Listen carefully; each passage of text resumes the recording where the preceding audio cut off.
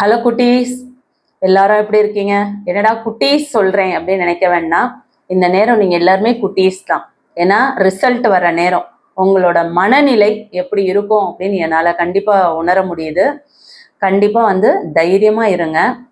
நீங்க பப்ளிக்ல எவ்வளோ மார்க்ஸ் அச்சீவ் பண்ணணும்னு நினைச்சிங்களோ கண்டிப்பாக நீங்க நல்லா ப்ரெசென்ட் பண்ணியிருந்தீங்கன்னா அந்த மார்க்ஸ் எடுக்கவே இல்லை அப்படின்னா கூட அந்த மார்க்ஸுக்கு நெருக்கத்தில் வந்திருப்பீங்க. ஸோ தயவு செஞ்சு பேனிக் ஆக வேண்டாம். ஏன்னா நம்ம வருஷம் ஃபுல்லாக படிச்சிருக்கோம். ஸோ அதை தான் நம்ம வருஷ கடைசியில் எக்ஸாம் சொல்லிட்டு எழுதுகிறோம். ஸோ நம்ம என்ன எழுதியிருக்கோமோ அதுக்கு தான் ரிசல்ட் வரப்போகுது. ஸோ உங்கள் மனசாட்சிக்கு கண்டிப்பாக உண்மையாக தெரியும். நம்ம ஒரு 400 எடுப்போம், 450 எடுப்போம், 480 எடுப்போம், 490 எடுப்போம், 350 எடுப்போம் அப்படின்னு சொல்லிட்டு உங்கள் மனசாட்சிக்கு கண்டிப்பாக தெரியும். ஆனால் ஆசைன்னு ஒன்று இருக்கு இல்லையா? 350 தான் எடுக்க முடியும்னு ஒருத்தருக்கு நல்லா தெரியும். ஆனால் அவங்க கடவுள்கிட்ட வேண்டும் போது என்ன கேட்பாங்க? கடவுளே எப்படியாச்சும் நான் ஒரு 400 வந்துடணும். ஸோ அந்த அளவுக்கு நீங்கள் எஃபர்ட் போட்டிருந்தீங்கன்னா கண்டிப்பாக வரும். அதை விட முக்கியமான விஷயம், நீங்கள் ஸ்கூல்லலாம் வாங்கின மார்க்கை விட கண்டிப்பாக சொல்கிறேன் அதிகமாக தான் மார்க் வரும். ஸ்கூலில் டீச்சர்ஸ் போடுற மார்க்கை விட பப்ளிக்கில் உங்களுக்கு வரக்கூடிய மதிப்பெண்கள் அதிகமாக தான் இருக்கும். ஸோ கவலைப்படாதீங்க, தைரியமாக இருங்க.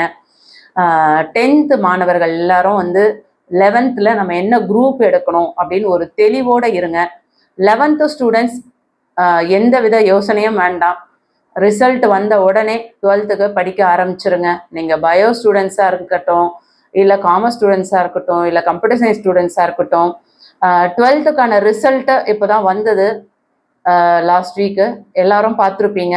எவ்வளோ மார்க்ஸ் ஸ்கோர் பண்ணாங்க, எவ்வளோ சாதனை படைச்சிருக்காங்க, எல்லாமே உங்களுக்கு நல்லாவே தெரிஞ்சிருக்கும். ஸோ கொஷின் பேப்பரே டஃப்பாக இருந்தாலும் சரி, ஆவரேஜாக இருந்தாலும் சரி, சென்டம் எடுக்கிறவங்க எடுத்துக்கிட்டு தான் இருக்கிறாங்க. ஸோ சென்டம் எடுக்கணும், சாதனை படைக்கணும்னு நினைக்கிற குழந்தைங்க ஸ்டார்டிங்லேருந்து நல்லா படிக்க ஆரம்பிச்சிருங்க. 11th ரிசல்ட் வந்த உடனே 12th படிக்க ஆரம்பிச்சிருங்க. ஸோ இதுக்கப்புறம் டைம் வேஸ்ட் பண்ணாதீங்க. இந்த நிமிஷம் உங்களுக்குள்ள ஒரு உறுதிமொழி எடுத்துக்கோங்க. நம்ம 10th முடிச்சுட்டு நம்ம 11th வரும்பொழுது நம்ம 11th நல்லா படிக்கணும் அப்படின்னு ஒரு உறுதிமொழியோடு வந்திருப்போம்.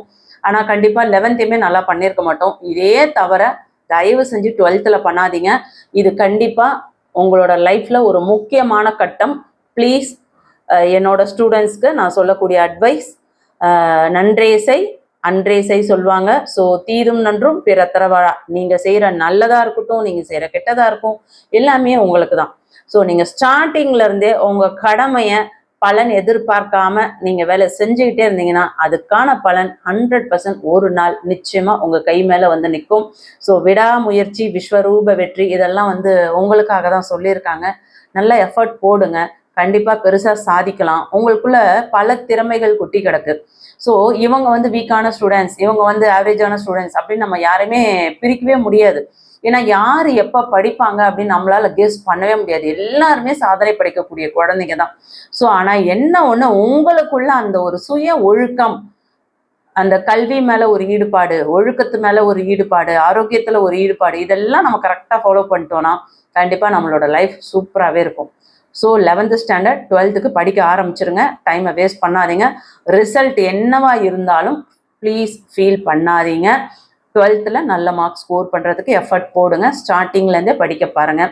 அதே மாதிரி 11th சப்ஜெக்ட் ஏதாவது ஃபெயில் ஆகிற ஸ்டூடெண்ட்ஸ் யாராக இருக்கீங்க அப்படின்னா தயவு செஞ்சு மனசை தளர விடாதீங்க.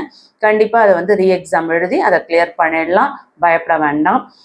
10th எழுதக்கூடிய மாணவர்களுக்கான அட்வைஸ் என்ன அப்படின்னு பார்த்தீங்கன்னா, நீங்கள் 10th எழுதி முடித்தவங்களுக்கு, அதாவது 10th ரிசல்ட்டுக்காக வெயிட் பண்ணிட்டு இருக்கவங்களுக்கு சொல்லக்கூடிய அட்வைஸ், உங்களோட ரிசல்ட் வந்த உடனே நீங்கள் உங்களோட கரியர் என்ன அப்படின்றத நீங்கள் சூஸ் பண்ணுங்க. உங்களுக்கு ஒரு கைட்னஸ் பேரண்ட்ஸ் கொடுக்கலாமா ஒழிய படிக்கக்கூடியது நீங்கள் மட்டும்தான்.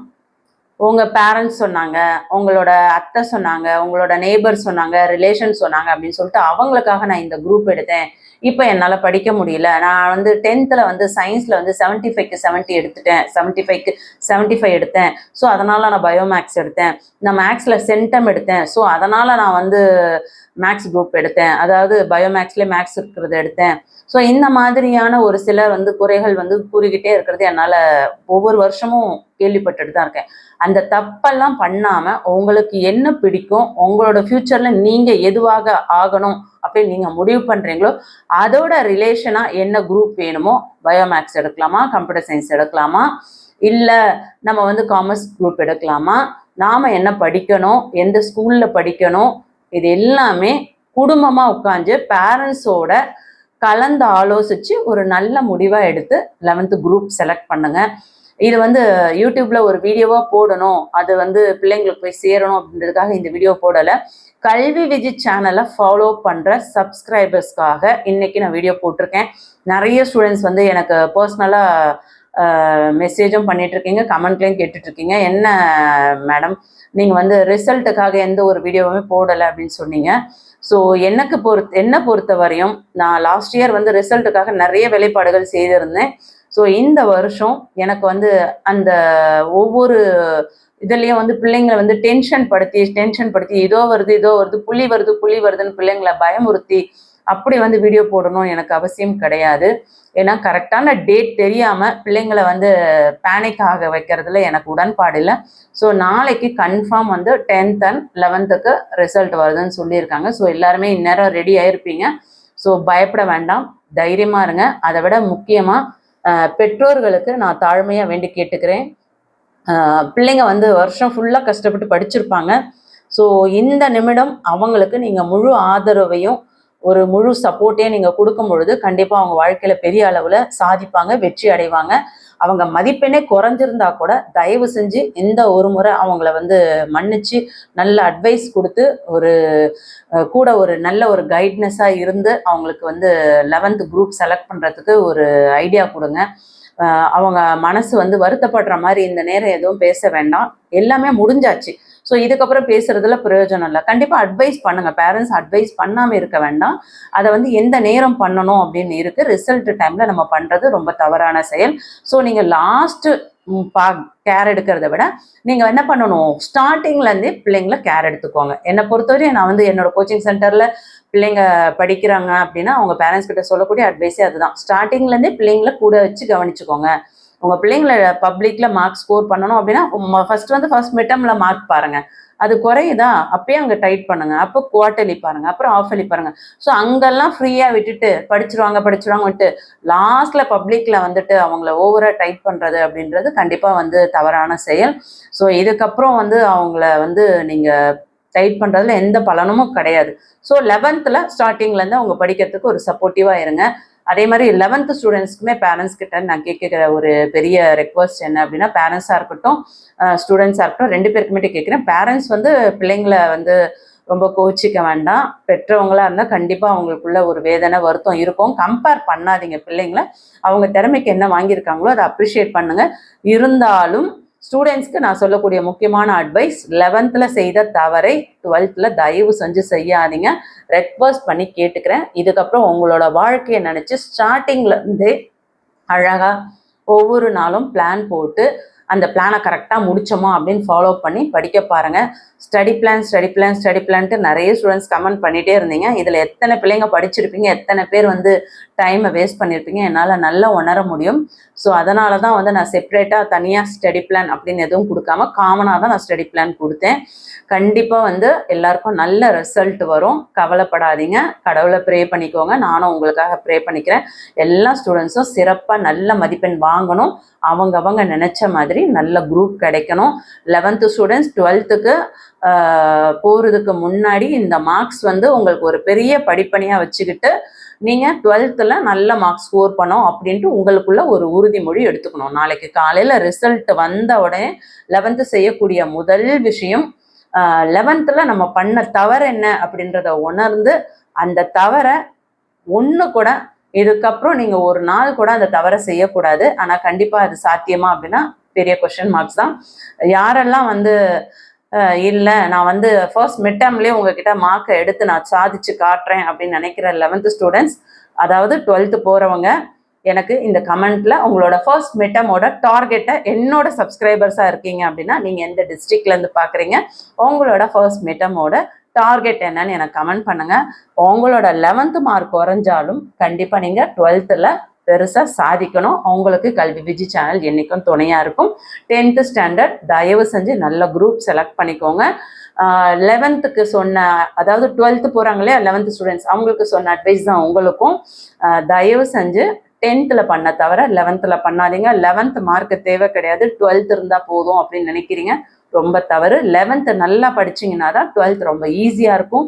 ஸோ 11th விட்டுட்டீங்க அப்படின்னா 12th ரொம்ப எஃபர்ட் போடணும். ஸோ அதையும் புரிஞ்சுக்கோங்க. எல்லாருக்குமே நாளைக்கு ஒரு முக்கியமான நாள் உங்களோட வாழ்க்கையில. ஸோ மார்னிங் எழுந்துக்கோங்க, கொஞ்சம் சீக்கிரம் எழுந்துக்கோங்க, ப்ரேயர் பண்ணிக்கோங்க. தயவு செஞ்சு யாரும் பெருசா ரொம்ப பேனிக்காக வேண்டாம். ரெக்வஸ்ட் பண்ணி கேட்டுக்கிறேன், நீங்க என்ன எடுத்திருக்கீங்களோ அதை சந்தோஷமா ஏத்துக்கோங்க. தயவு செஞ்சு ஸ்டூடெண்ட்ஸா இருந்தாலும் சரி, பேரண்ட்ஸா இருந்தாலும் சரி, மற்ற பிள்ளைங்களோட கம்பேர் பண்ணாதீங்க. ஏன்னா உங்க பிள்ளைங்களோட மதிப்பெண் மட்டும் உங்க பிள்ளைங்களுக்கான வாழ்க்கையே கிடையாது. அதை தாண்டி அவங்களுக்கு ஒரு பெரிய சிறப்பான வாழ்க்கை இருக்கு. கண்டிப்பா ஒவ்வொரு குழந்தையுமே சாதிப்பாங்க. என்னை பொறுத்த வரையும் நான் சொல்லக்கூடிய ஒரே அட்வைஸ், பிள்ளைங்களோட மார்க்ஸ் குறைஞ்சாலும் அவங்களோட கேரக்டர்ல இருந்து 1% அவங்க ஒழுக்கத்துல இருந்து பின்வாங்காம நல்ல ஒரு ஒழுக்க நிலையில அவங்க முயற்சி பண்ணும் பொழுது மதிப்பெண் குறைஞ்சாலும் அவங்க வாழ்க்கை சிறப்பா இருக்கும் அப்படின்றது என்னோட பர்சனல் எக்ஸ்பீரியன்ஸ். அதாவது பர்சனல் எக்ஸ்பீரியன்ஸ் தான் என்னோட ஸ்டூடெண்ட்ஸாக இருக்கட்டும், என்னோட சன்னாக இருக்கட்டும், எல்லாரையுமே பார்த்தே நான் சொல்ல வரேன். ஸோ எந்த குழந்தைக்குமே திறமை இருக்குது, அந்த திறமை ஒரு நாள் கண்டிப்பாக வெளியே வரும். அதுக்கு பேரண்ட்ஸ் நீங்கள் கடைசி வரையும் சப்போர்ட்டிவாக இருந்து அவங்களுக்கு வழி நடத்துங்க. கல்வி விஜி சேனலுமே எல்லா மாணவர்களுக்கும் கண்டிப்பாக சப்போர்ட்டாக இருக்கும். எல்லாருக்கும் ஒரு ஆல் த பெஸ்ட். கண்டிப்பாக கடவுளை ப்ரே பண்ணிக்கிறேன், சிறப்பாக நல்ல மதிப்பெண் வந்து அவங்களுக்கு எந்த ப்ராப்ளம் இல்லாமல் உங்களோட ரிசல்ட்டை பார்த்து உங்களோட அடுத்த கட்ட மூவ்மெண்ட் ஸ்மூத்தாக மூவ் ஆகணும் அப்படின்னு சொல்லிட்டு கடவுளை ப்ரே பண்ணிக்கிறேன். எல்லாரும் தைரியமாக இருங்க. தேங்க்யூ.